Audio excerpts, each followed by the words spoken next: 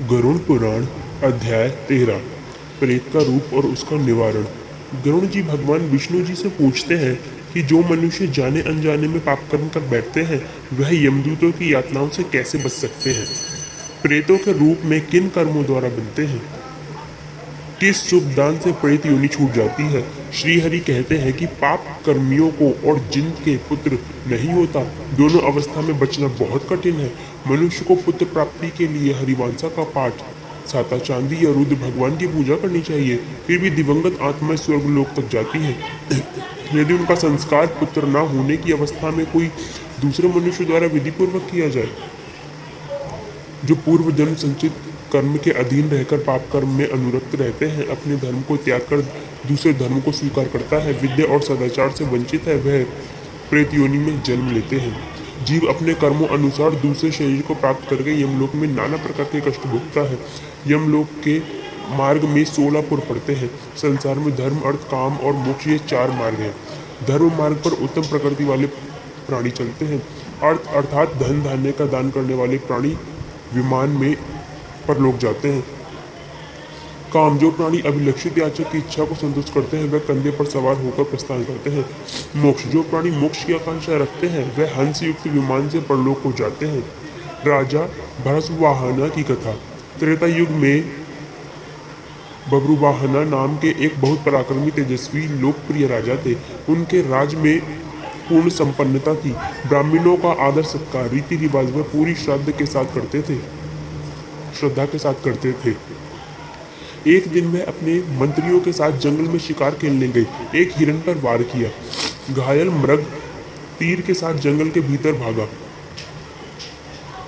राजा भी उसके खून के निशान के पीछे सुनसान जंगल में जाकर खो गया। भूख और प्यास से परेशान राजा एक झील के पास पहुंचा। झील में स्नान कर ठंडा पानी पीकर जब वह बाहर आया तो उसने एक खूबसूरत अंजीर का पेड़ देखा। अंजीर के पेड़ की छाया में वह बैठ गया। कुछ ही क्षणों में उसने एक भयानक प्रेत आत्मा को देखा जो भूख और प्यास से व्याकुल थी। वह प्रेत आत्मा राजा के सामने आकर बोली, हे राजन, आपकी कृपा से आज मुझे इस दुर्गति से छुटकारा मिला है। मैं आपका आभारी हूँ। राजा के उसकी दुर्गति का कारण पूछने पर प्रेत ने कहा कि वह भी एक देश का राजा था। ब्राह्मणों की सेवा, दान, पुण्य नियमित रूप से करता था। पूर्वजों के श्राद्ध भी कर्म समय पर निपुण होते थे, परंतु यह सब व्यर्थ हो गया क्योंकि उसके कोई संतान नहीं थी, कोई मित्र, कोई संबंधी जो मेरे मरण उपरांत मेरी संतुष्टि विधि पूर्वक करता है, जिसके कारण मेरी यह दुर्गति हुई। यदि मासिक 16 श्राद्ध पूर्ण नहीं होते तो 100 वार्षिक श्राद्ध करने पर भी मेरी गति नहीं हो सकती। राजा ने आश्वासन दिया कि वह उसकी परम गति के लिए वह सब प्रयास करेगा जो वह करने को कहेगा। प्रेत ने यह सब विधि कही। विष्णु पूजा, दो शुद्ध सोने के टुकड़ों से जो धन छल कपट से ना कमाया गया हो, श्री नारायण की मूर्ति बनवाकर पवित्र जल से धुलाकर पीले वस्त्र गहनों से सजाकर पवित्र स्थान पर रखकर इनके पूर्व में श्रीधर, दक्षिण में मधुसूदन, पश्चिम में वामनदेव और उत्तर में गदाधारी, इनके बीच में पितामह और माहेश्वर, इन सब की रीति अनुसार पूजा करें। एक सांड को छोड़ने का भी प्रयोजन है। एक शैया, 13 ब्राह्मणों को पददान और एक सोने से बना मटका दूध और घी से भरा हुआ ब्राह्मा विष्णु महेश को पूजने के पश्चात अर्पित किया हुआ ब्राह्मण को दान में दे दिया जाता है।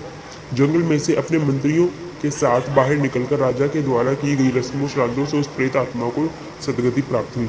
एक अनजान व्यक्ति द्वारा पूर्ण की हुई श्राद्ध की रस्मों से यदि प्रेत आत्मा को गति मिल सकती है तो पुत्र द्वारा संपन्न किए जाने पर कितना लाभ हो सकता है। जो भी इस पवित्र कथा को सुनता है या दूसरों को सुनाता है कभी भी प्रेत योनि में नहीं जाता। तो दर्शकों, अगर आपको गरुड़ पुराण का ये पाठ अच्छा लगा हो, कुछ आपको संतुष्टि मिली हो, तो हमारे चैनल को सब्सक्राइब करें और इस वीडियो को आगे और शेयर करें ताकि ये बात आगे और लोगों तक पहुंच सके। धन्यवाद।